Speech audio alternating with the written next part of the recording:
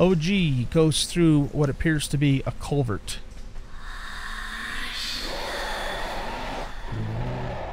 And once again, here's the horrifying voice.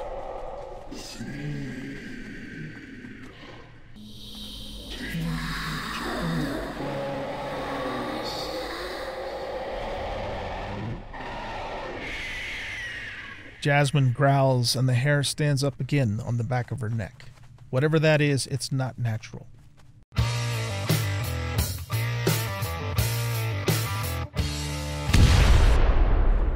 And welcome back, everybody, to Conan Exiles. I'm an old guy gaming, and in this episode, we are going to go hit the Dregs, or OGs.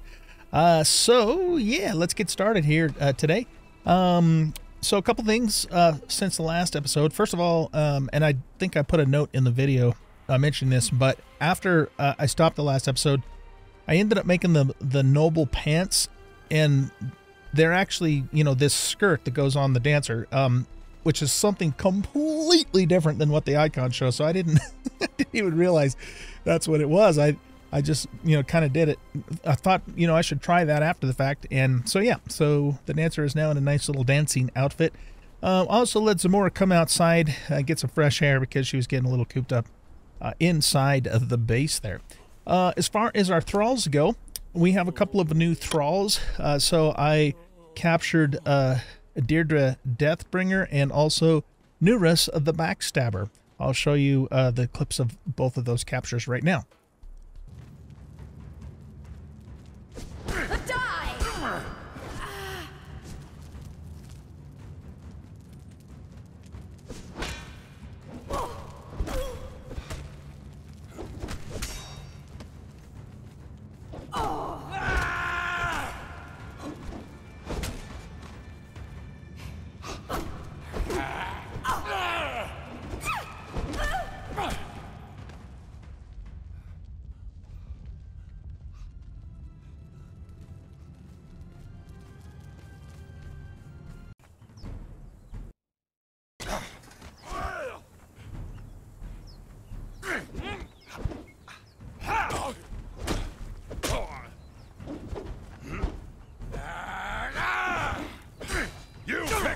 Fight!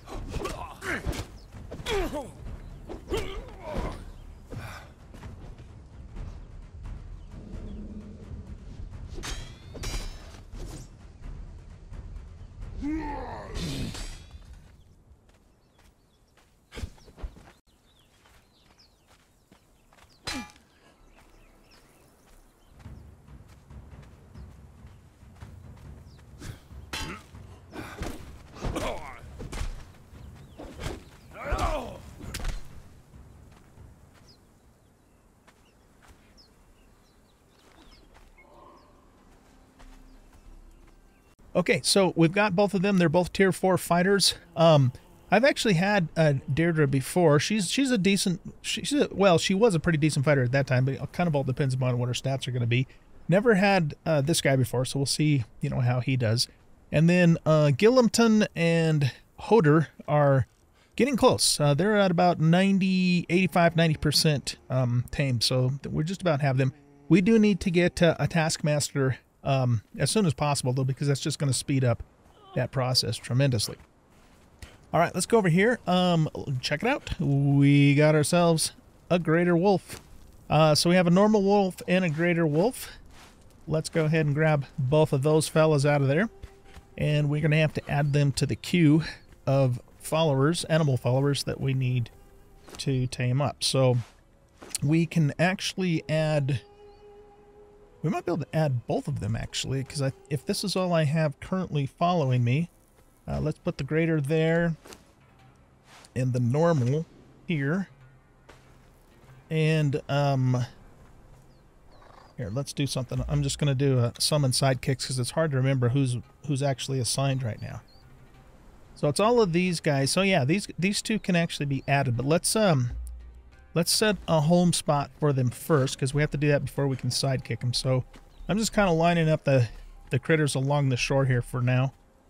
You know, once we build our permanent base, you know, then they'll have like their actual own location to live in and that sort of thing. But for now, we'll set the home of both of these guys here. Because you're a greater, I'm going to be very unoriginal here and named you Ghost. I also did that in my multiplayer, on the multiplayer server too. And I'm not going to bother naming the normal wolf unless he survives and gets fully leveled, which is kind of my MO with the normal animals. Okay, cool. So that gives us, should give us, oh, I need to set them as sidekicks too. So let's see, bind sidekick and bind sidekick. There we go. Now that should give us everybody here as sidekicks. This tiger is level 16, so he needs, she, whatever, needs a little more leveling. Jasmine is 17 and Cyber is currently 8. Jasmine's perks I am very unhappy with. They both kind of suck. I mean, having 2 agility perks is not really what you want in an animal, but she does have pretty decent health. So if her 3rd perk also sucks, I'm probably going to re-roll her. You can do that with better thralls. So this, basically this setting here, if you pick up a pet or a thrall, it completely resets them. Actually, what actually happens is I think it kills them and then recreates them as if they were fresh off the wheel, or the taming pin in the case of an animal. So I'll probably do that if her 3rd roll sucks. It just, you know, because I can. You couldn't do that in the vanilla game, but that's part of why we have better thralls, because it makes thralls better and gives you that option. So yeah, that's pretty much what I have to update everybody on. I don't think there's anything new in here that has happened since I left you guys in the last episode. So these guys are still working on iron just like crazy. I did make some glass here with some crystal that I had, and actually let's move the current iron bars into here so we can continue making steel. This is all the black ice I have left, I think. Is it? Oh no, I have 50 in here too. So yeah, so these ingots will turn to steel, and then they'll be turned into hardened steel. So we're gonna have to get more black ice fairly soon, but we should be okay for the time being. All right, so yeah, I think it's time for OG to go to the dregs. So what we're gonna do is we're going to take our crew down there. We're gonna be, oh, hold on a sec. I need to put this glass in the, where do I need to put it? In here, the casting table here. Okay, and I'm just gonna turn this all into glass flasks because we're gonna need it for potions and other things. We need to make the mold though, so let's grab 15 iron bars. No, iron bars, not steel bars. 15 iron bars. I think that's what it said, right? Iron? Yeah, 15 iron bars. And we'll make the mold. And then once I learn other feats, other molds will appear in here too, that you can do things like make coins and jewelry and some other things like that. So at some point, you know, we'll probably look at learning some of those things too. Okay, so we've got the mold. Now we can create flasks. For some reason, it doesn't let you do... Well, now it does. Yeah, it acts a little weird. So it looks like we can create 44 glass flasks. And then we'll fill those with water, and then we can turn those into food items like, you know, purified water, or use them to make, you know, other alchemy concoctions and things like that. All right, cool. So I think we're ready to take off to the dregs. We still don't have a human thrall that's ready. Our first 2 fighters... we'll be able to take with us when we do stuff like this once they're ready. And then, of course, we have Liam on the wheel up north, which I will have to go, or whom I will have to go get at some point, but he's not even close to being ready, I'm sure. So we're just going to let him cook up there for a while, and, you know, probably go up and check on him in an episode or 2 from now.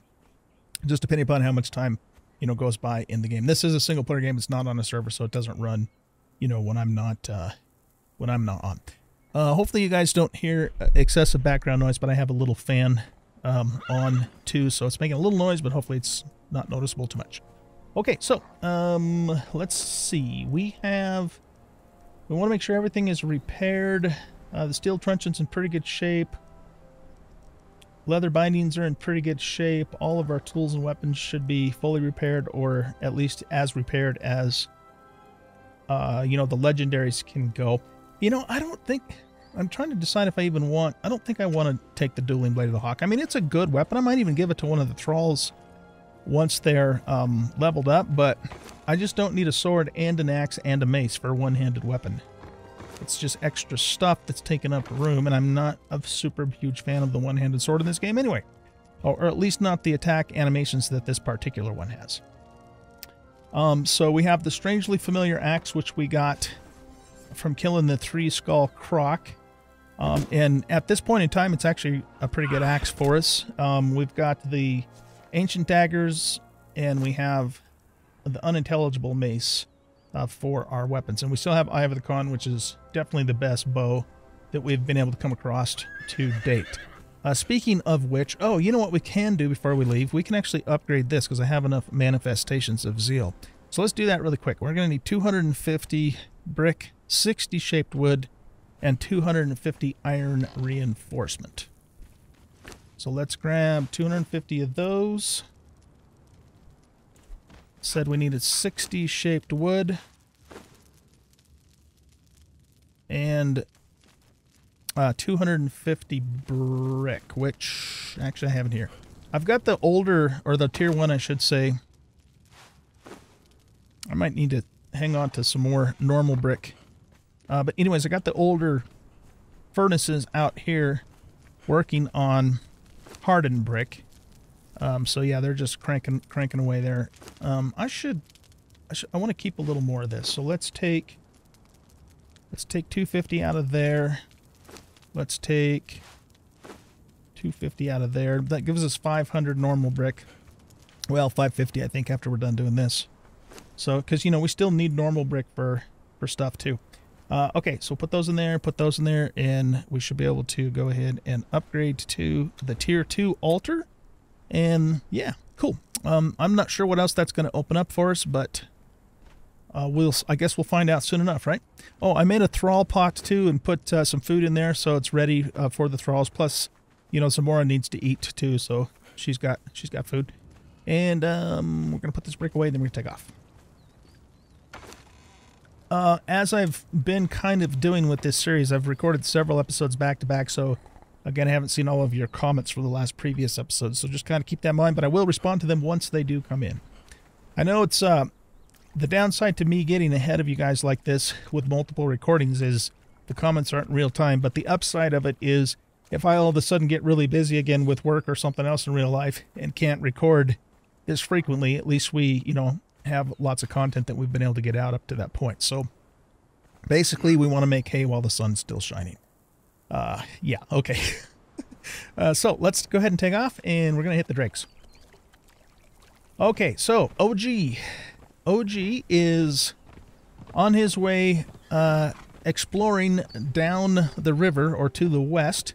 He's only been a little ways to the west down the river, so he wants to keep following it and just kind of see how far it goes. And so that's what he has on his agenda for today. OG himself has no idea that there's a dungeon called the Dregs, but of course, you know, he's going to discover that here once we get down that way. So he's only been basically as far as just to the other side of this inlet here. I actually did come over here, farm, you know, when I was gathering some trees and stuff, because I've heard, and maybe this is something that's been changed in the game, I don't know, but I've heard that you can actually find horses over in this area, but I have never, ever seen a horse over in this area.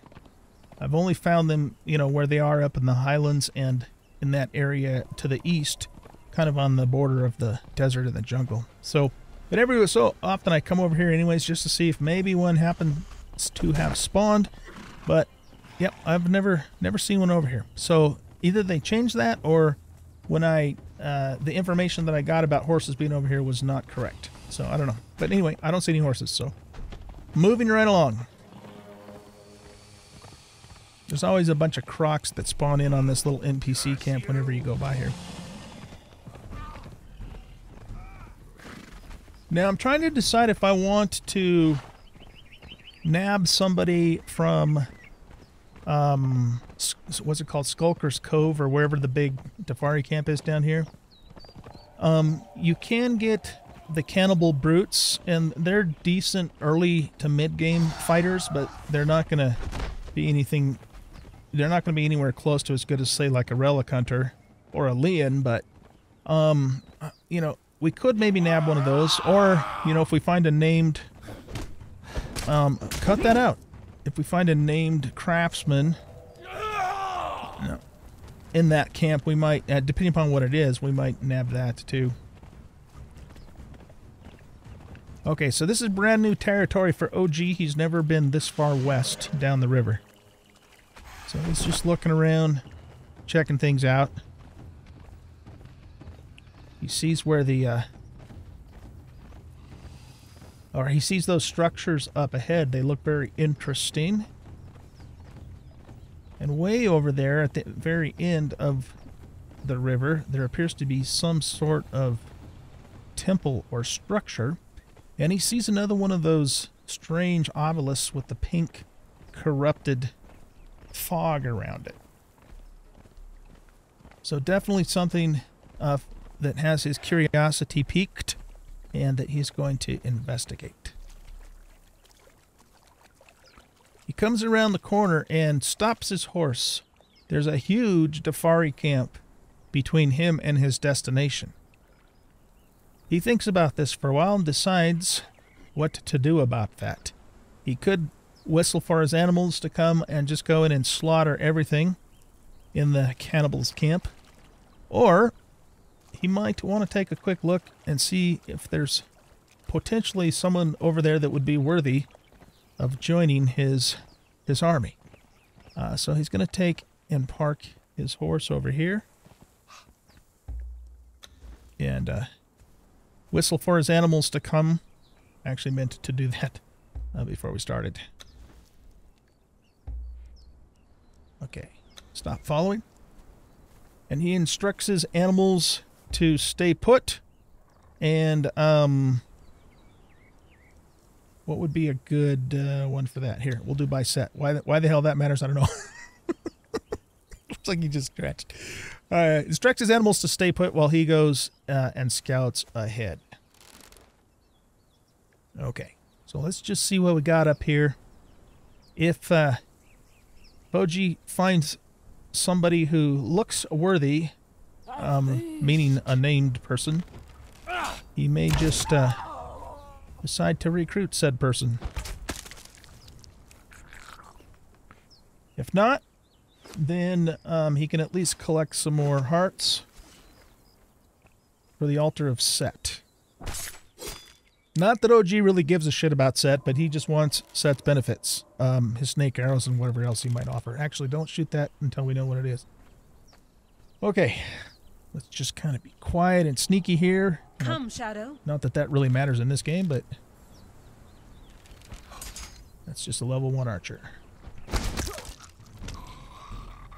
Okay, we've got another level 1 archer there. Go to the great feast.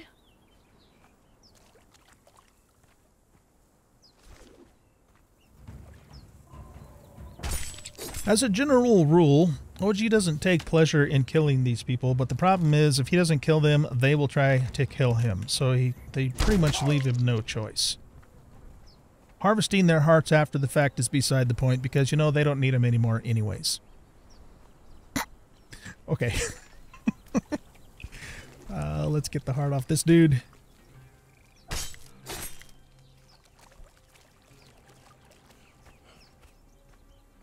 Put it this way, OG would never harvest the heart of a living human. Well, unless they actually deserved it.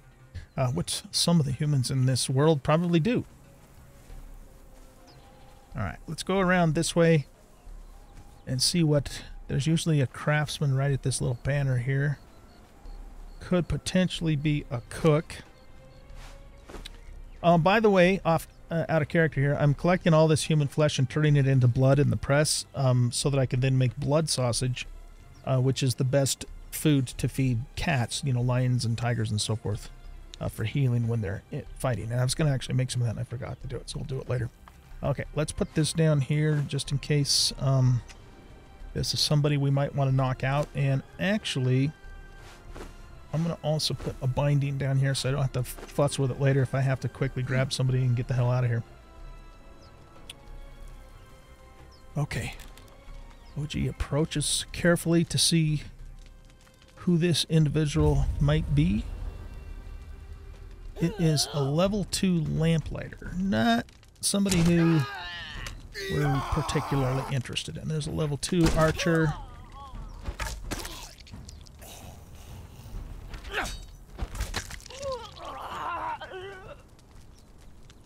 So I don't know, we might actually grab a brute. We'll see. That's a fighter 3 and a fighter 3. Okay, let's bring these guys back to our critters so they can get some XP.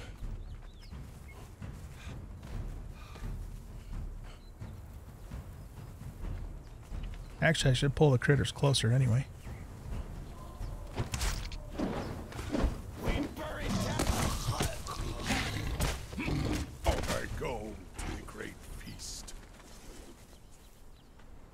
Okay, we'll take the die.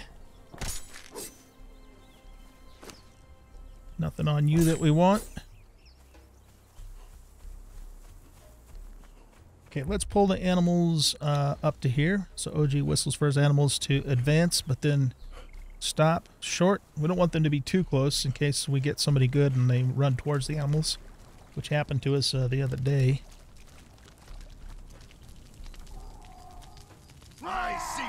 Sometimes there's a brute here, but there's also going to be one back by the Dregs dungeon. Alright, you're just a level 2 archer, you're a level 1 dancer, and you're a level 3 fighter.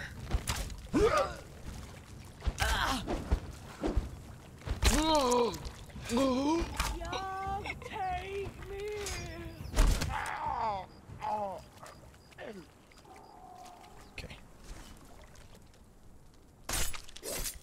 Sometimes I grab the iron arrows, but we'll eat those salted berries. Sometimes I don't. They're actually pretty cheap to make, so I'm not going to mess with them today.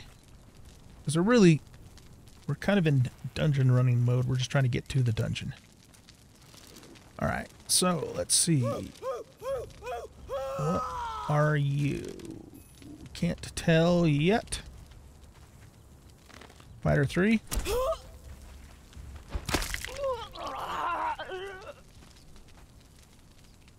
We'll take the green die.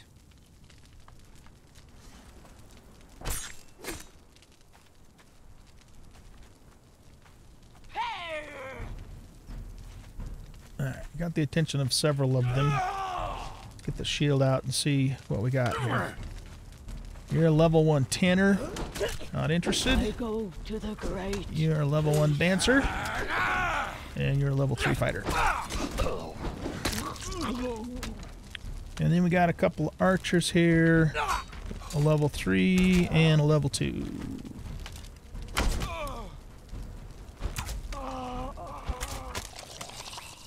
Okay. Well, we're getting lots of hearts.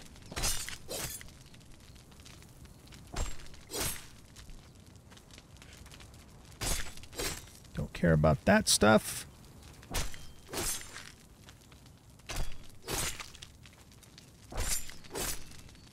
Okay, let's get these two harvested. We'll take this. We'll take that, yeah.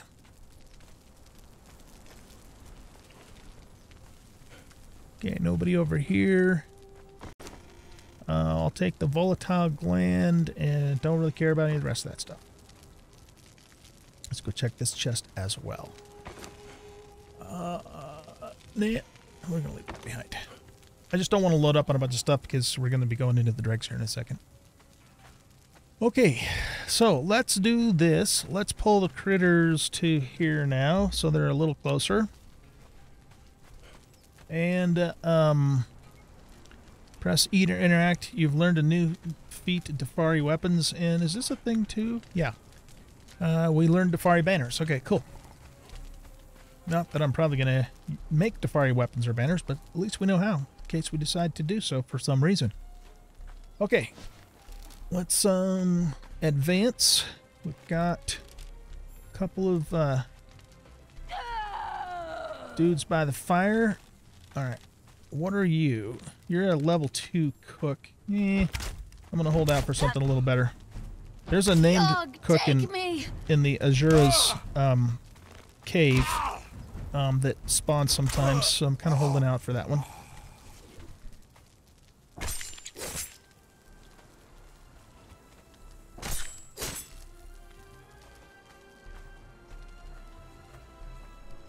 You know, and there's the thought process of, well, a level 1 cook's better than no cook, and that's true, unless it's a pain in the ass to deal with a level 1 cook. In other words, having it really far away, have to take it all the way back, level it up, feed it, have it in the way, that sort of thing, just for level 1. Coming So, to the light, shy shadow. anyway, that's my philosophy on it.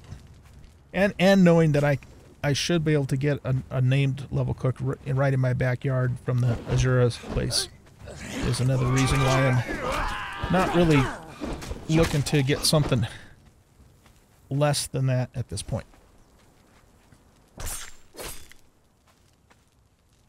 We will take the water orb. Okay. Let's look in here. Another 2 more water orbs. The rest of that I don't care about. Oh, we've got a ghost. OG looks at a ghost that directs him to an old book lying on the ground. Harlot's Journal. It pays to have an ample supply of lubricants and oils handy. Okay. I managed to slip out of the shackles binding me to the wheel of pain during the changing of the guard. I ran through the desert until I could no longer see the village, skirting the outer walls of the cursed city. I made my way to this place. For a wasteland, this desert teems with life and plenty of souls in need of a warm embrace and soft words whispered into their ears. I won't settle here, however. The cursed city looms over me like a beast, and I cannot relax in its shadow. I also have no intention of waking up to a scorpion skittering between my legs. I have enough of that horseplay from the locals. I will follow the river and see where it goes. OG wonders who wrote that and how old it is, and if said harlot is still around, because he'd like to pay her a visit just for a conversation. That's all. He doesn't want to do anything else other than just have a conversation with her because he wants to ask her, you know, about her travels and stuff like that. Anyway, okay, moving right along. We'll take the Powder of Corruption. Obsidian, it does us absolutely no good to take right now because you can only process it in the volcano. So having it down here is useless. You have to get it at the volcano and process it at the volcano. All right, let's continue on here. So we've got some more individuals over here. What is this? That's just a level 1 armorer. Feast upon you. That's a level 1 carpenter. And the other one is probably just a warrior. Yeah, it's a fighter level 2.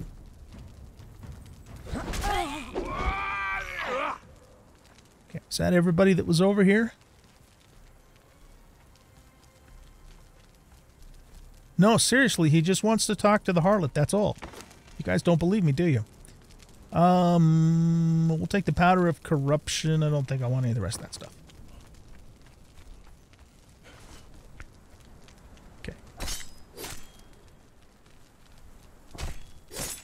Oh, actually, we'll take that bile gland.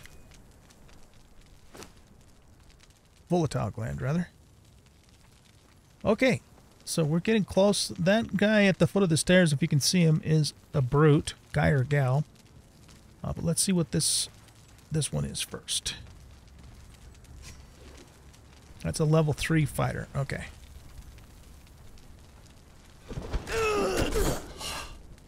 Let's see what's in here. We'll take the war paint, and I don't care about the rest of that. Gaseous orb we can use to make poison arrows at some point, should we decide to do so. Okay, so this should be a cannibal. Cannibal Brute, to be precise.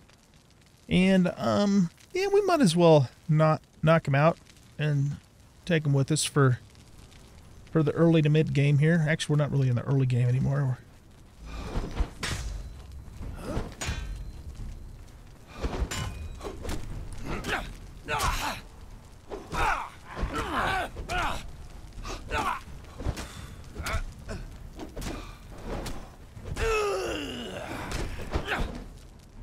Okay. He is out cold. Is it possible for me to make a level 1 wheel here without having to go all the way back to the base? Not without 50 iron bars. I should have thought about that before we came out here, but I didn't. So, all right. Well, I'm going to run this guy back to the wheel, and then I'll meet you guys back here at the entrance to the dregs, and we'll continue on. All right, guys, we are back. I had to fight my way through the camp again, and I only brought Jasmine with me this time, too. She's just kind of sitting on the other end there. The other thing I did, too, is I went ahead and actually built a Wheel of Pain and brought it over here and just kind of put it down there around the corner to capture some more brutes and potentially any named thralls. So let's capture ourselves another brute. The one that I took back to the camp, I actually had to build just a small Wheel of Pain because there wasn't room on the existing wheel. Yeah, I just put him on a small wheel. Oh, wait, that's not a brute. That's just a level 3 fighter. Okay. Well, we don't need a level 3 fighter. I go to the great feast. Okay, so let's get him harvested. I've been grabbing all their arrows, too, because we're going to actually need some arrows inside the dungeon, and I don't want to use my expensive arrows in there. Okay, so what I'm actually going to do here is I'm going to knock one of these guys out. We're going to kill one and knock one out. A feast.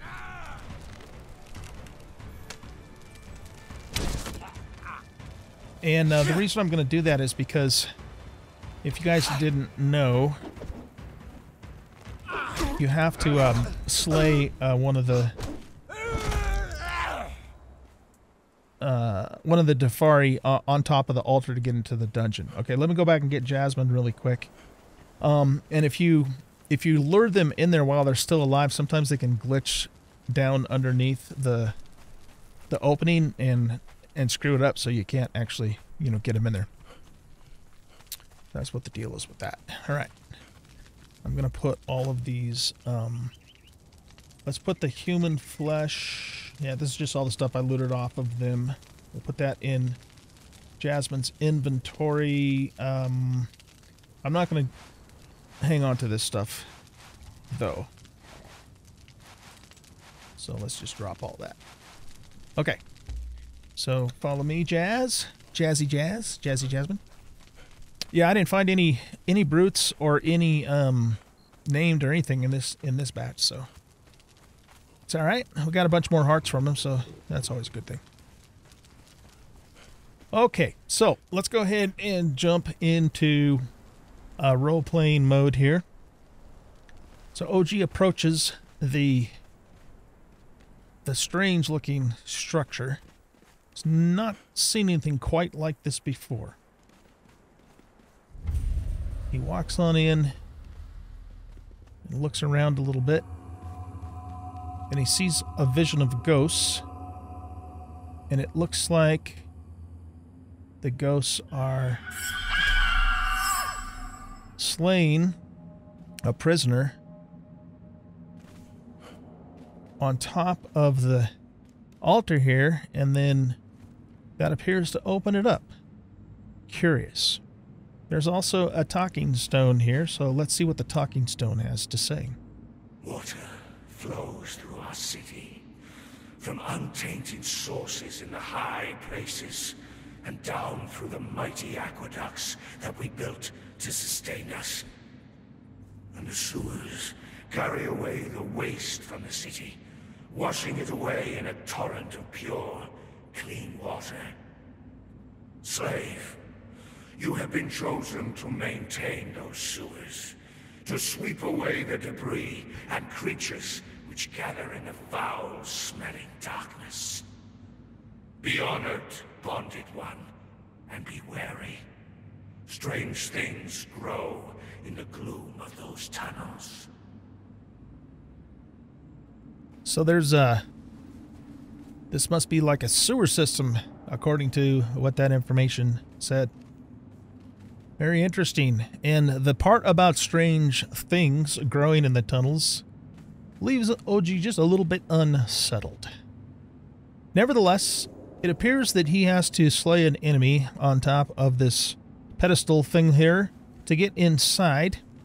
And he has a feeling that there's probably going to be something important in here. So, in the process of working his way down here and fighting all the enemies, he killed most of them, but he did manage to knock a couple out.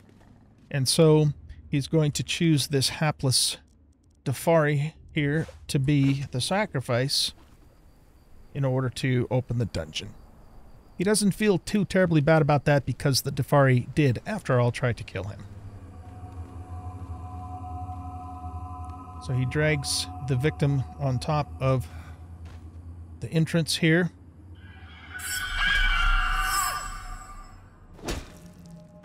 Gets out his axe and severs the enemy's head. And then he stands back to see what happens. Sure enough,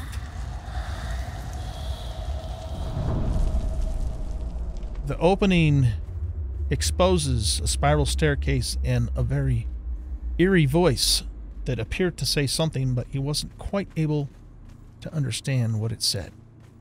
So he works down the winding stairs into the darkness. Once at the bottom of the staircase, OG pulls out his torch because it's quite dark down here. Looks around. Jasmine issues a low growl.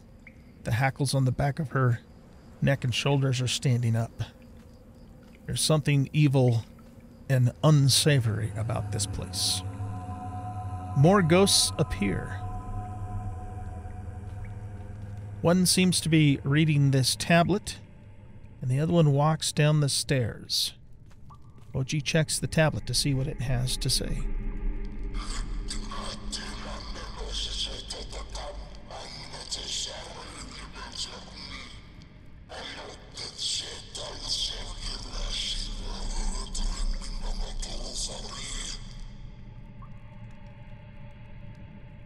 Very peculiar, he thinks to himself. He didn't understand the language, but in looking at the runes on this stone, he seems to make out the recipe for making breathing potion and also finding a glowing substance that can also be used as a light source. And just quickly off camera, what we just learned, for those of you who don't know, is we learned Dredger, which allows us to make a glowing stick, a breathing potion, glowing essence, and cooked abysmal meat. So that's what that recipe gives us. OG supposes that the glowing light source, and especially the breathing potion, may come in handy later on. He works his way down the stairs and notices an abandoned journal on the floor. Let's see what it says. Adventurer's Note 1. The Dafari horde chased us into an old ruin. It was a dead end. I thought it was over. Dear Samat stepped forth bravely to hold the entrance, but the leader of the Dafari, a wild brute with mud and twigs in his hair, cut him down. I was preparing to make my final stand when the very ground in the chamber began to rumble. The walls shook and the earth moved. The savages fled wailing through the passageway as ground beneath them began to rise. It was a staircase. There was an entrance we had been searching for. Or this was the entrance we had been searching for. Quickly, I stepped over to Samat's corpse just long enough to close his eyes and grab his gear. Then I headed down the staircase into the darkness. As my eyes adjusted, I came into a large cavern. What a sight! The floor is covered in ankle-deep water, and ghost fire burns above deeper pools, whose murky depths are hard to fathom. Phosphorescent growths cling to the water's edge, and in their dim glow, large creatures are moving in the water. I must be cautious. If the treasure is truly down here, I will need to stay alive in order to find it. OG sets down the note and thinks to himself, treasure? There's treasure here. That definitely piques his interest. He knows for sure now that he's going to have to thoroughly investigate this place. The ghost appears once again and appears to be directing OG into the pool. He cautiously steps to the edge and looks down and sees, deep down into the pool, a chest and some strange looking plants. So he dives down, looks into the chest, and finds some loot, and also notices that Jasmine's a very good swimmer. Grabs some of the goop plants and realizes as he's doing that this is the very substance that would allow him to make the glowing torches. He swims back up to the surface.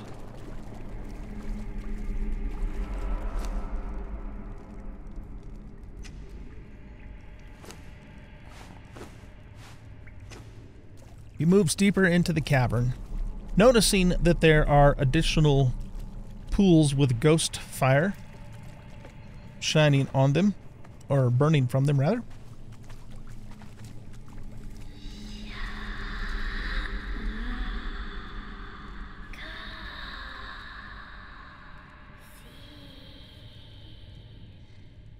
He stops as the eerie voice once again speaks, seemingly telling him to come and see.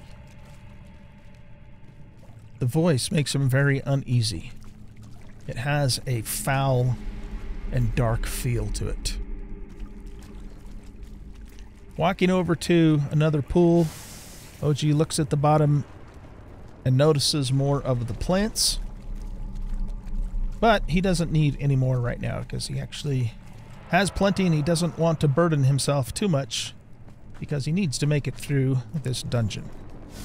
Oh, he does notice another chest down at the bottom of this one, though.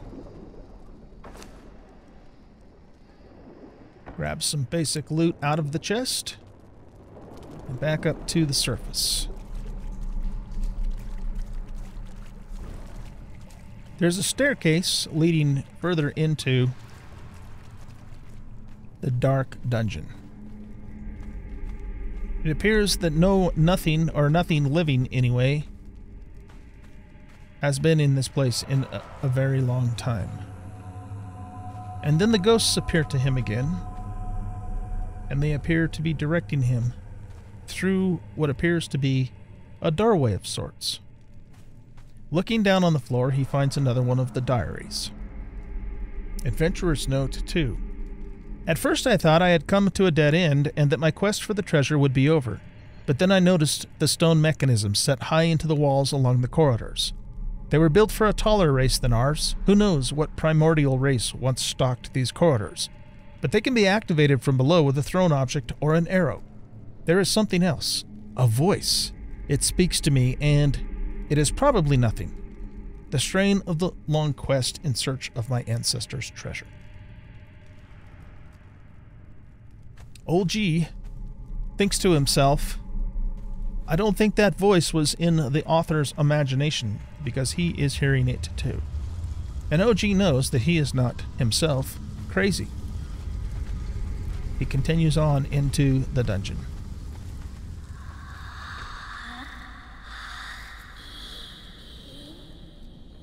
He turns to Jasmine and says, "Did you hear that?" Jasmine issues a low growl. She does not like this place. The voice definitely spoke.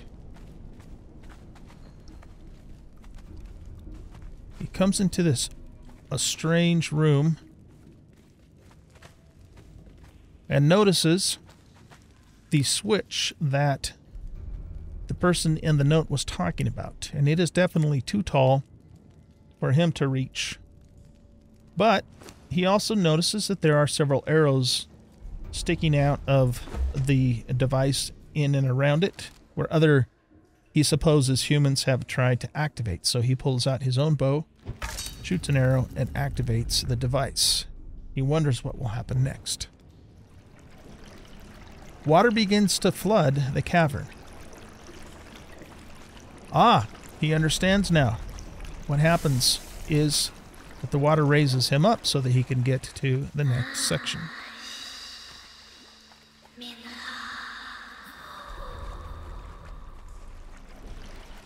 The voice seems to be referring to him as clever for figuring that out.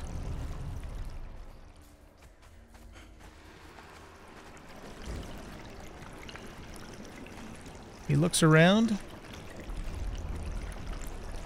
checking his surroundings, and sees another doorway. He opens the door and moves further into the dungeon. Another room with 2 passages to each side. Does not appear, though, that there is anything in either one of those directions, so he continues forward.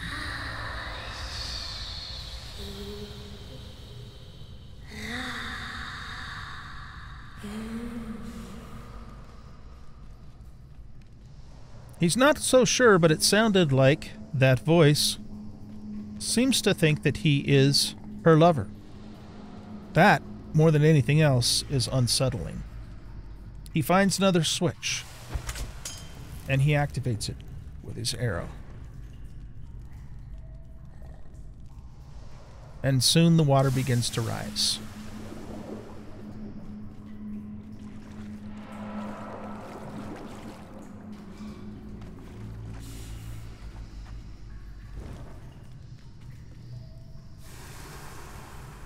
At the base of the door is another note. Adventurer's Note 3. The path forward grows less clear, and yet with every chamber that I conquer, my certainty grows. This is the place where my ancestor, the legendary Zapallo da Cordova, came in search of his ultimate dream. The voice in my mind whispers to me of that treasure that awaits me. She praises my strength and conviction. She tells me where to go and how to navigate this maze of confusing chambers. This is the path, and soon I will have both the secrets of my ancestor, and I will meet this mysterious lady who speaks in my mind. OG has his doubts that this mysterious lady is someone that the author actually wants to meet, or wanted to meet, rather. Just a little bit out of character. There is a chest back there, but it usually just has basic stuff in it, so we're not going to grab it. OG continues further into the dungeon.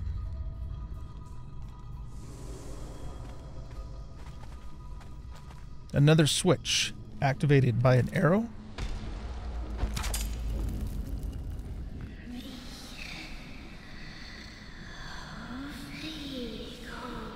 Did the voice just call him a fish?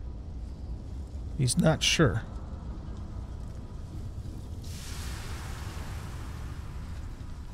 The water rises, and he comes over to another canal and sees another switch.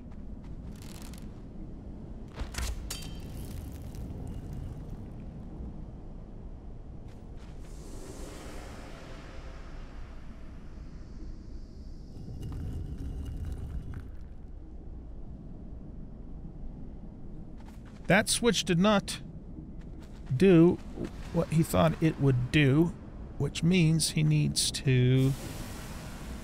Okay, the water is rising again. He needs to go check on this side. Ah, that's the switch that he needs next.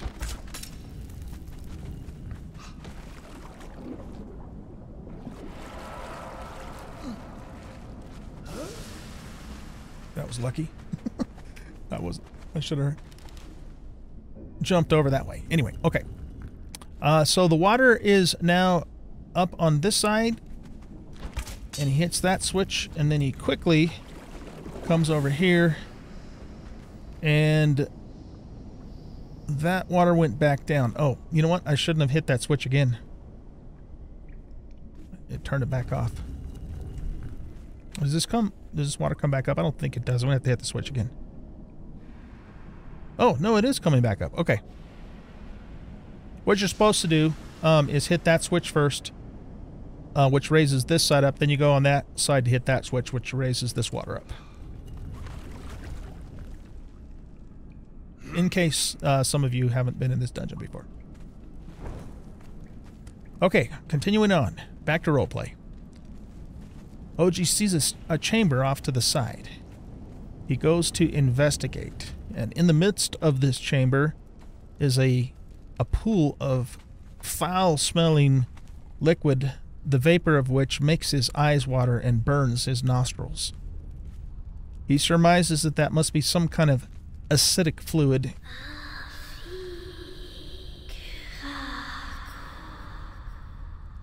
And decides that he should steer clear of it.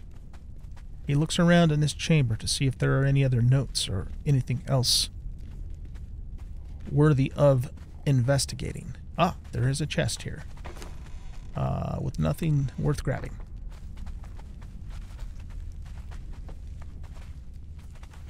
He comes back out of the chamber and continues on through the main passageway.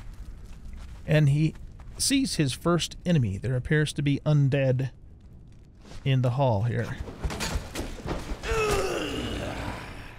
He and Jasmine deftly dispatch the undead creature.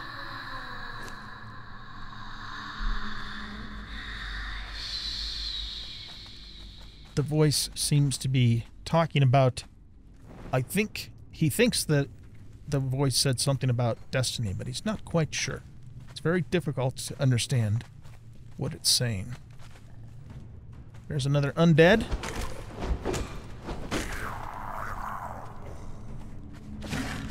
And another undead. Several undead.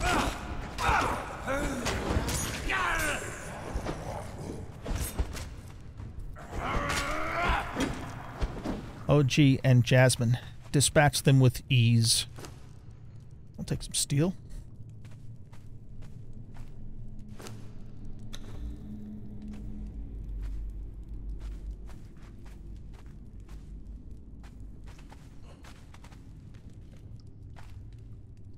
Appears to be a bright light up there. Another chest.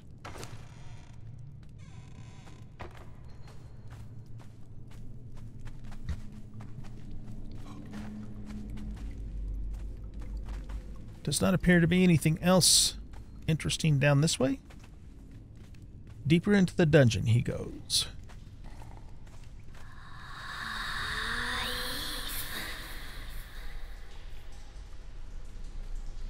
That voice sounded like it was behind OG. He sees a passageway leading down into the gutter, the canal, and another one leading back out of it.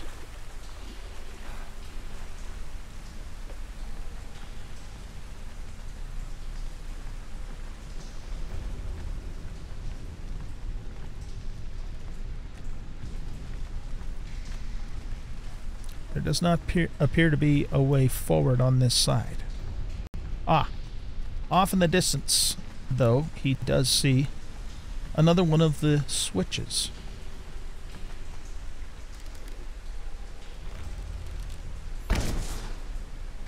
He activates the switch, and the water will most likely start rising. Yes, it does.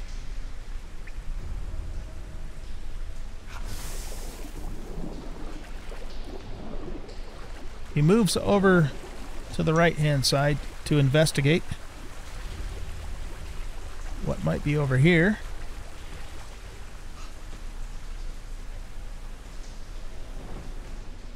That's it.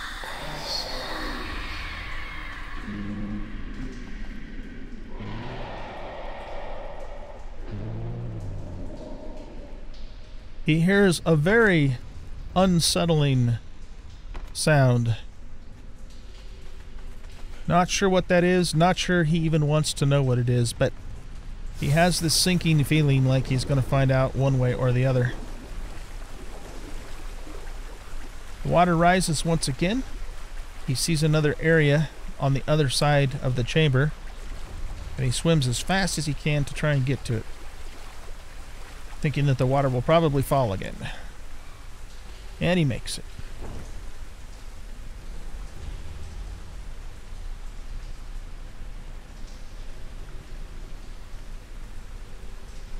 Ah, he spots another of the diaries. Adventurer's Note 4. This is it. I can feel her presence just ahead of me. It is time to meet my love and recover the precious journal of Zapallo de Cordova. If my father is correct, it contains the last recipe that he wrote before he went missing, designed based upon his adventure in the Black Kingdoms to the south. But this is secondary to meeting my love. She awaits me just ahead, and her sweet voice sings in my mind. She is beautiful. I will take her with me back to Zingara and make her my wife. All else is secondary, including the journal of my ancestor. She is telling me to put down my weapons and my possessions. Why not? I have nothing to fear from such a gentle spirit. Okay, so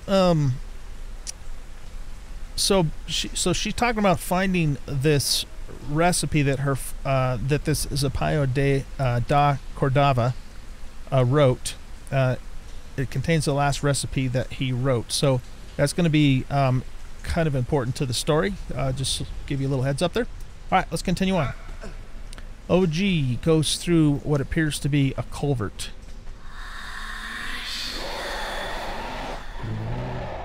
And once again, here's the horrifying voice. The voice also tried to convince OG to get rid of his weapons, but he was definitely not falling for that.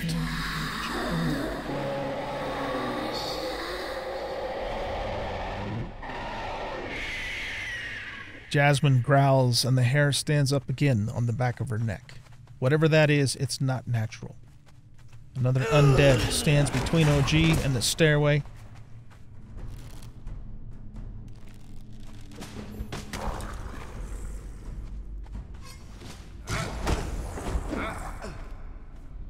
OG cuts him down.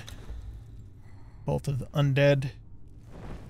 And he's dreading seeing what's going to be at the top of the stairs. But he must see this through. And oh my god! What in the hell is that thing? OG quickly switches over to his poison arrows. And the thing tried to jump out at him, so he takes some swipes really quick while he has the opportunity.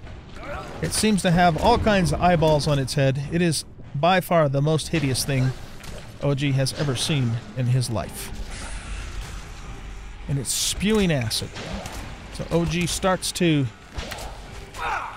shoot it with poison arrows to get some stacks of poison on him, trying to dodge the acidic, corrosive sludge balls that it spits at him. And he's out of stamina. So he needs to rest behind the pillar here for a second. The poison, however, is doing a quick number on the hideous thing, but it just happened to wear out.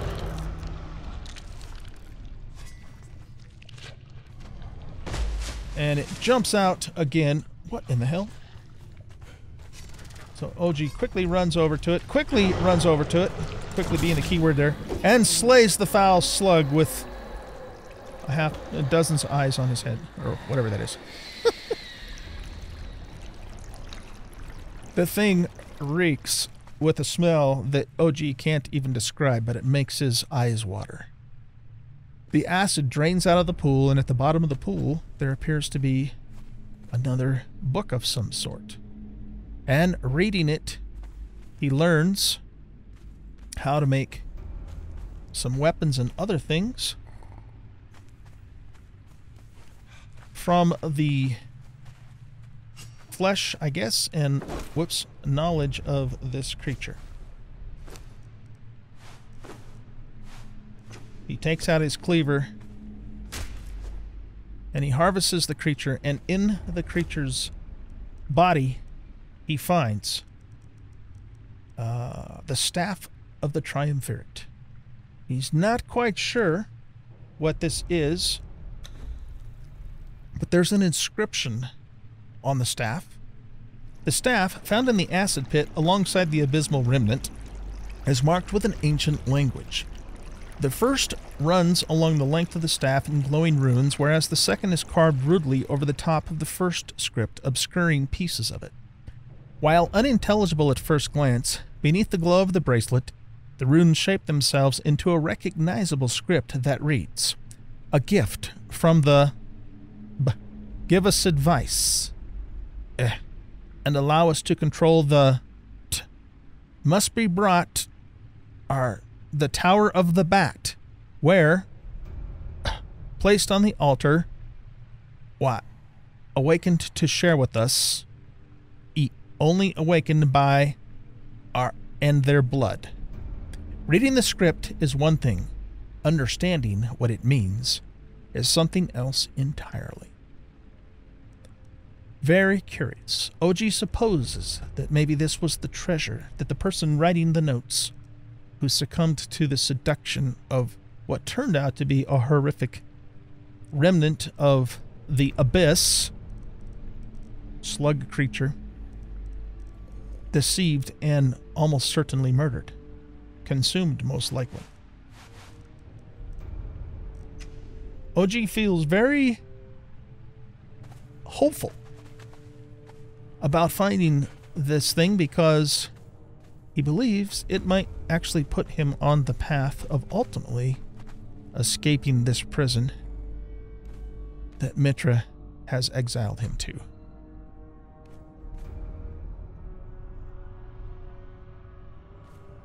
The chamber is awesome, even in its ancient, ruined state. OG looks around and he sees what appears to be a culvert that may lead out of this place, so he does not have to backtrack. He opens up the gate to see where it goes.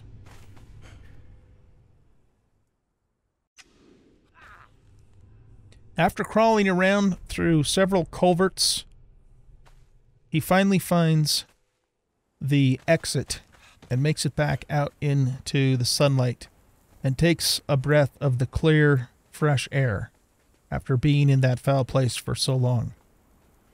One thing's for sure, he thinks to himself, as soon as I get to the river, I'm going to need a bath. He looks around and is not entirely sure where he's at, but off to the east appears to be a ruined city, a place he's definitely going to have to investigate and explore soon. And he supposes that this is, in fact, the sewage treatment plant for that city that the Talking Stone mentioned down by the entrance. OG looks around and notices that he's quite a ways away from the river, so he's going to work his way back down to the river. And he remembers seeing one of those strange obelisks with the glowing pink corrupted fog. But he wants to go attune his bracelet to it because he feels like that's going to be significant later on, though he's not quite sure what, or in what way, rather. In front of him are some more ruins. And so he goes to investigate on his way back to the obelisk. There does not appear to be any signs of life in this ruins. It's all run down and overgrown. Probably nobody has lived here in many, many years. He does, however, find a ghost. He stops and watches the ghost for a while and realizes that the ghost is dancing. And then, after studying the ghost a little bit longer, realizes that he too can also now perform that dance. Very interesting, he thinks. After going through the dungeon, he's very hungry, so he pulls out some of his fish from his satchel and eats it, and takes a drink of clean water. And now that he's satiated, it's time to go find that obelisk and attune the bracelet. He sees it way across the canyon there, so he's going to have to do some climbing to get to it.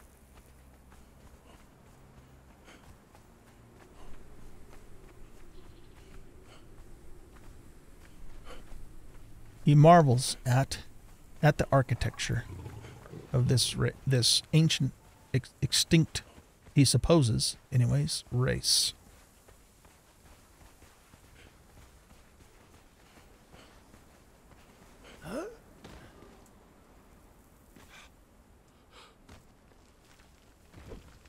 He jumps onto the wall, finds a foothold, and then carefully maneuvers over to the platform.